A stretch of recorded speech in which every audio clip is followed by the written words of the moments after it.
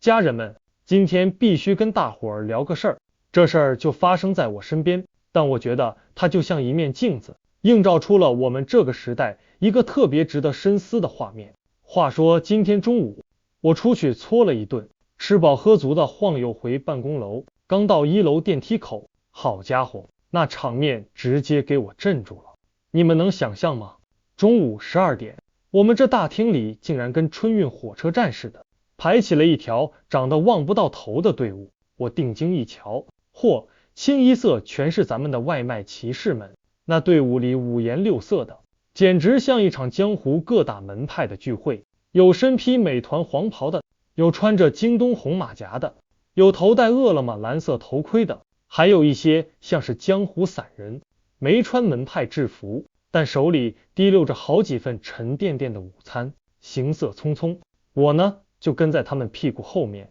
一起挤进了那个像是沙丁鱼罐头一样的电梯里。整个电梯间，除了我一个误入的平民，剩下的竟然全都是外卖大军。刚才在大厅里，他们好多都戴着帽子，我也没太看清。这一下全都挤在一个小空间里，我才惊奇地发现，这支庞大的队伍里竟然站着2位女性，一位看起来特别年轻，那股子青涩的学生气还没完全褪去。我心里琢磨着，这8成是放了暑假的大学生吧，想趁着假期出来跑跑腿，体验一下生活，也给家里分担点压力，真是个懂事的姑娘。而另一位呢，是一位大姐，她脸上的汗珠子就像断了线的珠子一样往下滚，皮肤被太阳烤成了那种特别健康的小麦色，一看就是久经沙场的老手了。你瞅她那架势，一只手稳稳地提着好几个塑料袋，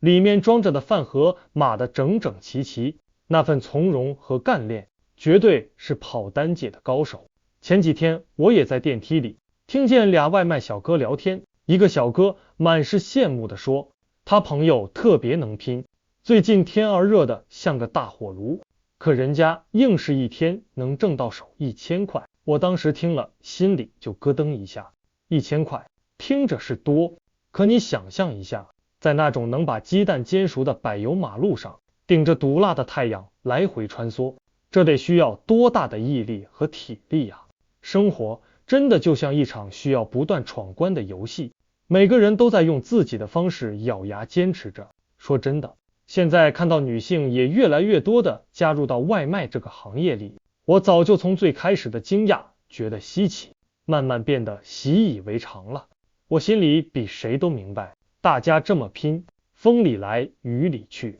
不就是为了那一口热乎饭，为了能让家人吃上饭吗？为了这个最朴素的目标，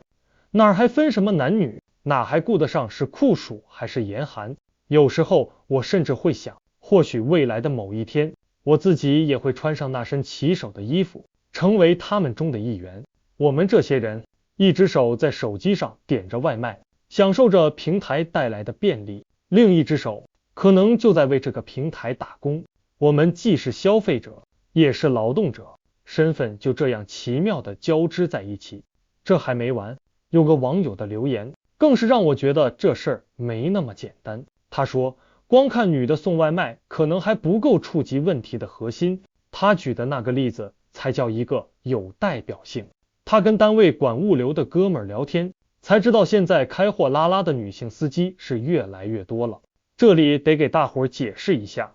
货拉拉就是那种手机上叫货车的软件，跟咱们打车差不多，不过拉的是货。关键是这些女司机开的还不是那种像50宏光或者依维柯一样的小面包车，依维柯是一种比较大的厢式货车，他们开的是那种3.8米、4.2米长的中大型货车，那可不是闹着玩的，是正儿八经的大家伙。而且啊，往往他们的丈夫也同样在开大车跑物流或者跑货拉拉。大伙儿想想，这是个什么概念？以前在咱们的观念里，家里只要有个男人去跑大车，那日子就算过得不赖，不敢说大富大贵吧，但养活一家老小绝对是绰绰有余的。可现在呢，这钱已经难赚到什么地步了？难道家里的另一半，家里的女人也必须得爬上那高高的驾驶室，跟着一起出来跑车，夫妻俩双双上阵，才能勉强维持住原来的生活水平。这已经不是简单的女性就业了，这简直就是整个家庭为了对抗生活压力，不得不投入双倍劳动力的真实写照。这背后反映出的是钱真的越来越难赚了，经济的寒气已经传递到了我们每一个普通人的身上。所以啊，下次当咱们看到一位女性，无论是骑着电动车穿梭在街巷，还是驾驭着大货车奔驰在路上，我们看到的不应该仅仅是一个独立的劳动者，更应该看到她背后所承载的整个家庭的期望与重担，看到的是我们这个时代无数普通人为了生活而付出的加倍努力。好了，我今天就讲到这里，谢谢各位。